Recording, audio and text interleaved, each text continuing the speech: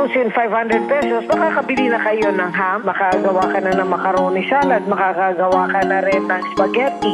Depende rin po yan kung ilan yung taong kakain.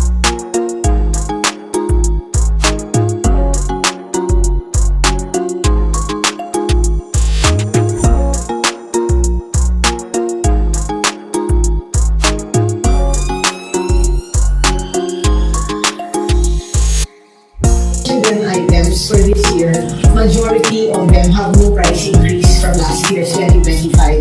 So, and then after that, tinanong sa akin, kasha na ba po ang 500 pesos? Then I said, yes, kasha ng 500 pesos. But it depends on the number of the family members. Kasi usually, ang family members na kasha itong 500 is mom, dad, and 2 children. Noche Buena handa will depend on the number of family members or even extended relatives who will be joining the Noche Buena celebration.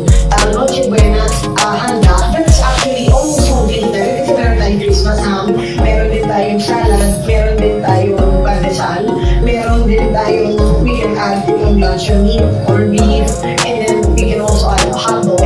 And then kung ayaw naman natin itong luncheon meat and or beef, pwede rin tayo magdagdag ng barbecue, pwede rin tayo magdagdag ng fried chicken. But this is for a family of 4. 400 makakabili na kayo ng ham.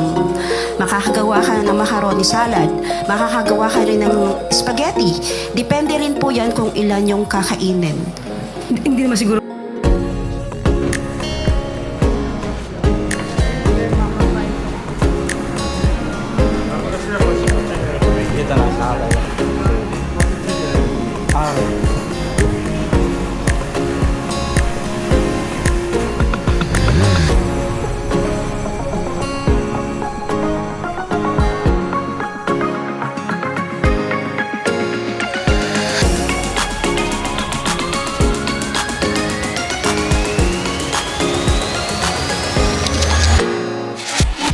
Pwede magsabay-sabayan. Pwede isa. Pwede ham siguro. Meron namang murang ham. Meron, di ba? Yung per shape, mura lang yun. Well, anyway, hindi ko po yan masasagot sa ngayon dahil mismo po ang DTI sa ating pagkakaalam ay magkakaroon din po ng scheduled press briefing.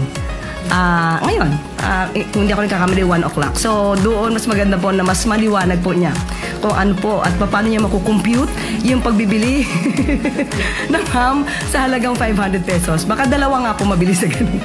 Pero ma'am, sa tingin nyo, kasya po ba ang 500? Personal ko, kung magkukompute ako, kung bibili ako ng 1 kilo na ham na mumurahin, hindi yung may brand, pwede. Ham lang. Wala po si spaghetti. Depende kasi. Depende yan eh. Kung anong bibilin mo.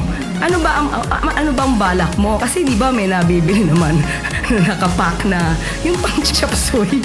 Mura lang yun. Tapos bumili ka ng bihon, toyo.